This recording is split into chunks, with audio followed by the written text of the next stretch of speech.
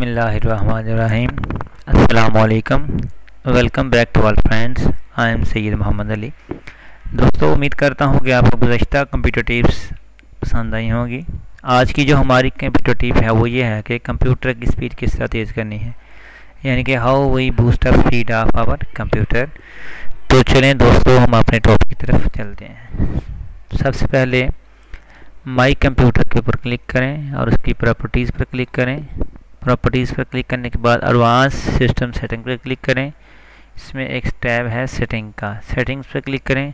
उसके बाद हमने एडजस्ट फॉर बेस्ट परफॉर्मेंस पर क्लिक कर देना है और अप्लाई कर दें। अप्लाई करने के बाद ओके इसको भी क्रॉस कर दें, ठीक है ना। उसके बाद हमने दोबारा जो है ना माई कंप्यूटर पे जाना है। माई कंप्यूटर में जाने के बाद सी ड्राइव जो है ना, जिसमें हमने विंडो इंस्टॉल की हुई है, उसकी प्रॉपर्टीज़ पे जाएं। डिस्क क्लीनअप पे क्लिक करेंगे तो इसका मकसद ये होता है कि हमने जो भी सॉफ्टवेयर इंस्टॉल किए हुए हैं या हम इंटरनेट से जो भी चीज़ें डाउनलोड कर रहे हैं तो उसकी टेम्परेरी फाइल्स जो होती हैं ना वो सी ड्राइव के ऊपर जमा होती रहती हैं, जिसकी वजह से सिस्टम स्लो हो जाता है, क्योंकि वो पीछे ना बैक एंड पे चलती रहती हैं।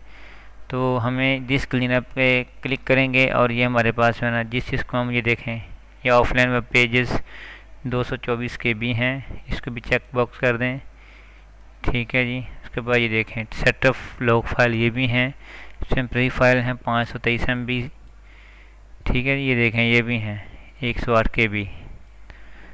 उसके बाद आप कर दें क्लीन अप सिस्टम फाइल, ठीक है जी, ओके करें। तो अभी ये सिस्टम हमारा क्लीन अप करना शुरू हो गया है। ओके कर देंगे तो हम delete file, are you sure, तो हमारी जो टेम्परेरी फाइल्स हैं वो डिलीट होना शुरू हो गई हैं। उसके बाद दोबारा फिर इसके ऊपर ही आप प्रॉपर्टीज़ में जाएं। उसके बाद टूल्स के टैब में जाएं। टूल्स के टैब में जाने के बाद ऑप्टिमाइज़ पे क्लिक करें। इस पर हमने जो सी ड्राइव्स को ऑप्टिमाइज़ करना है इसको हम क्लिक करेंगे। हमने सी को करना है तो ऑप्टिमाइज़ करेंगे तो ये ऑप्टिमाइजेशन स्टार्ट होना शुरू, ये देखें।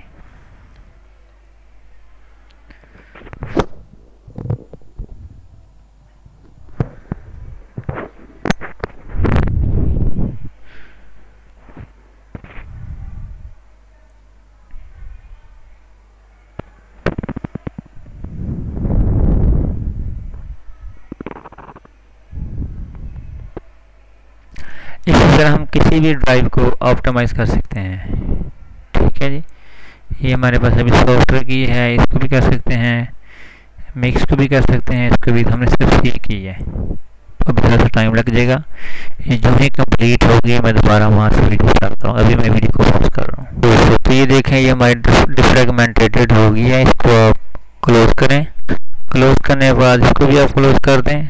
उसके बाद विंडो प्लस आर का बटन जो है आप विंडो प्लस आर का बटन प्रेस करें और उसके बाद आपने दो कमांड्स हैं जो लगानी है। तो शिफ्ट और +5 का की करेंगे तो ये आ जाएगा आपके पास ये वाला निशान, ठीक है ना, फीसद का। और इसमें आपने लिखना है टेम्प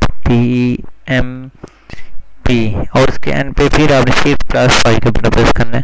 तो एंटर प्रेस करेंगे तो ये जो हमारी टेम्परेरी फाइल है ना, ये देखें ये जो हमने टेम्परेरी फाइल जो होती है ना ये सिस्टम में जमा हुई होती हैं, यानी हमने जो नेट से सॉफ्टवेयर किए होते हैं या हम नेट पे ब्राउजिंग कर रहे होते हैं या हमने कोई भी सॉफ्टवेयर जो इंस्टॉल किया है उसकी टेम्परेरी फाइल जो होती है ना, ये जैसे हमने एडोब किया हुआ है, ये देखें ये सारे सॉफ्टवेयर जो है हमने, इसको आप Ctrl+1 साथ सेलेक्ट करें और शिफ्ट प्लस के साथ यस करें। तो are you sure want to 260 item, ठीक है जी। इसमें कंटिन्यू। अब इसमें ये होगा कि कुछ ऐसी फाइल्स होंगी जो भी टेम्परेरी तौर पे ना सिस्टम यूज़ कर रहा होगा या कुछ फाइल ऐसी होंगी जो हमने सॉफ्टवेयर की उस सॉफ्टवेयर यूज़ कर रहे होंगे तो वो भी डल नहीं होंगी। ये यस करें। ये देखें ये ट्राई अगेन, इनको हम स्किप कर देंगे, यानी कि कुछ फाइल सिस्टम यूज़ कर रहा है तो ये 3 फाइल जो है ना हमारी सिस्टम यूज़ कर रहा है, ठीक है ना। उसके बाद दोबारा आप जाएं फिर विंडो प्लस आर क्लिक करें। एक और कमांड आपने लिखनी है, शिफ्ट +5 प्रेस करेंगे तो FAPP डाटा DATA और फिर शिफ्ट +5 प्रेस करेंगे तो ये इसको भी एंटर करें आप। एंटर करने के बाद ये देखें ये एडोब यानी कुछ सॉफ्टवेयर ऐसे हैं जिनकी जो टेम्प्रेरी फाइल्स हैं ना वो भी बड़ी हैं, तो आप इनको कंट्रोल ले करके सेट कर सकते हैं, माउस के साथ सेट कर सकते हैं। सेट करें और आप Shift+Del कर दें, तो इसमें भी कुछ फाइल ऐसी हैं जो सिस्टम यूज़ कर रहा है, जिसमें माइक्रोसॉफ्ट का रहा है, IBM का रहा है, आप सॉफ्ट कर रहा है, तो इनको आप छोड़ दें, स्किप कर दें, बाकी डेल हो जाएंगे। कंटिन्यू, यस, ठीक है जी, स्किप।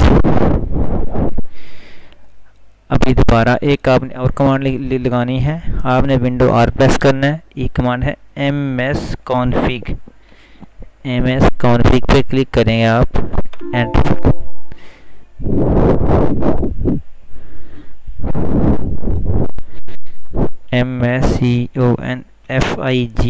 msconfig पे एंटर करेंगे तो इसमें से स्टार्टअप ओपन, ये देखें ये स्टार्टअप पे चल रही हैं, इसको आप डिसेबल कर दें, डिसेबल।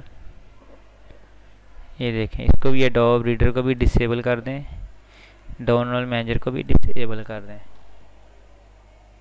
और उसके बाद आपने क्रॉस कर देना है।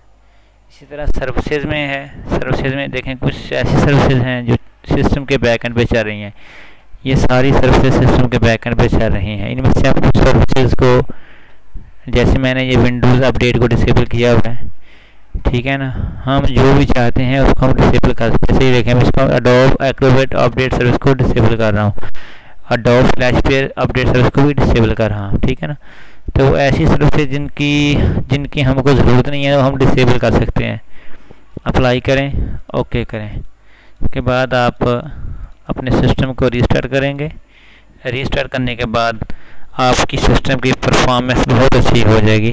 दोस्तों, अगर आपको ये वीडियो पसंद आई हो तो मेरा चैनल सब्सक्राइब करना ना भूलिएगा। Thank you for watching this video. अल्लाह आपका हामी और नासिर।